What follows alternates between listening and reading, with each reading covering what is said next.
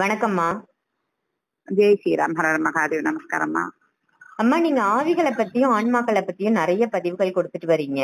இன்றைய கேள்வி நம்ம கமெண்ட்ல கேட்ட ஒரு டவுட்னு கூட சொல்லலாம். இத என்னன்னு பாத்தீங்கன்னா, ஆவிகள் இருட்டுல மட்டும்தான் இருப்பாங்களா அப்படின்னு கேட்டிருக்காங்க. நல்ல ஒரு கேள்விதான். இந்த பாருங்கம்மா, இப்ப நம்ம இப்ப பகல்ல இருக்கோம். அப்ப இதே நேரத்துல லண்டன்ல எடுத்துக்கிட்டீங்கன்னு வைங்க, அங்க இருட்டா இருக்கும். அங்க இருட்டுற நேரம் இங்க பகலா இருக்கும். மாறி மாறி வரும் ரெண்டு பேரும். அதாவது சூரியன் சுத்தி வர மையப்பகுதி அப்படி ஒரு சைடு இரவும் பகலும். இது எல்லாருக்கும் தெரிஞ்சது, இப்ப எல்லாம் சொல்லி தரணுங்கிற அவசியமே இல்லை. ஆனா இதுல 12 மணி உச்சிகால பொழுதுன்னு சொல்லுவாங்க, உச்சி வேலை அப்படின்பாங்க. 12 மணி, அந்த 12 மணி அப்படிங்கிறது பகல்லையும் வரும் நைட்டு வரும். 24 hours இல்லையா? நைட்டு வரும் பகலும் வரும். 2 மணி நேரமும் பகலும் வரும், நைட்டு வரும். 2 மணி சொல்லக்கூடியது. இந்த 2 மணி 12 மணி இந்த இடப்பட்ட காலங்கள்ல ஆன்மாக்கள் இது பண்ணக்கூடிய விஷயங்கள் நிறைய நடக்கும். அதே மாதிரி ஒவ்வொரு நாளும் யமகண்டனும் ராகு டைம் இருக்கும். யமகண்டமும் ராகு டைம் இருக்கும். இந்த டயங்கள்லயும் அவங்களுக்கு ஒரு மனிதனுக்கு கெடுதல், இந்த வண்டி அடிபட்டு சாகுறாங்க, ஒருத்தவங்களுக்கு குளிகை நேரம், இந்த மாதிரி நேரங்கள்ல கெடுதல் ஏற்படக்கூடிய காலகட்டங்கள். அதனாலதான் அந்த காலத்துல பெரும்பாலும் நல்ல நேரம் பார்த்துட்டு வெளியே கிளம்புவாங்க.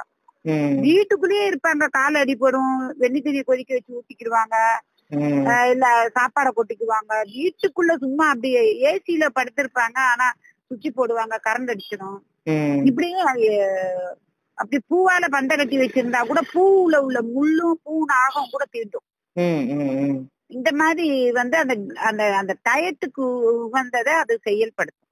அதே மாதிரிதான் இந்த ஆன்மாக்களுக்கு 12 to 2 மணி நேரம், இந்த டயம் ஆன்மாக்கள், அதாவது கெட்ட ஆத்மாக்களுக்கும் தெய்வ இத காக்கக்கூடிய தன்மைக்குதான் துர்கா கோயிலுக்கு போயிட்டு இந்த 2 மணிக்கு 1 மணிக்கு 12 மணிக்கு எல்லாம் விளக்கேத்துவாங்க.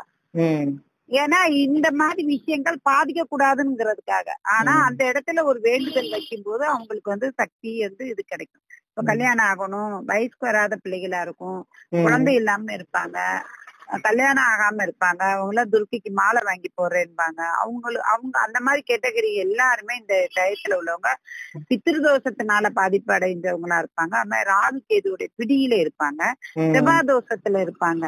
தோஷம் உள்ள கிரகங்களா ஜாதகங்கள் அமைஞ்சிருக்கும் அவங்களுக்கு பிறக்கும் போதே.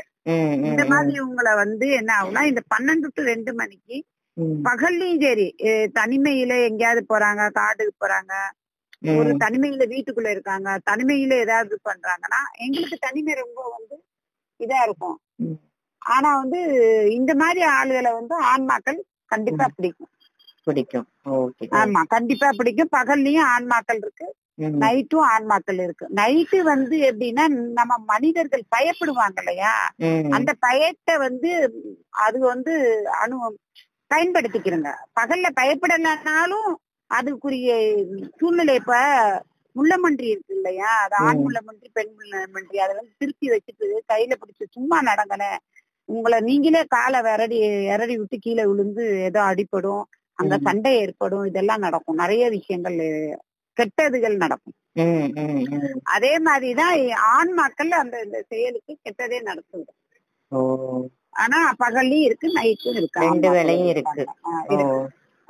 அது இந்த பிணக்கடங்குன்னு சொல்லக்கூடிய இடங்கள் எல்லாம் நல்லா தத்துவமா பார்க்கலாம் ஆன்மாக்களை. 2 பொழுதுமே கண்ணுக்கு தெரியும். அதனால உங்களுடைய சூழ்நிலை அந்த நெகட்டிவான நபர்களை மாத்திரமே பாதிக்கும். சரி.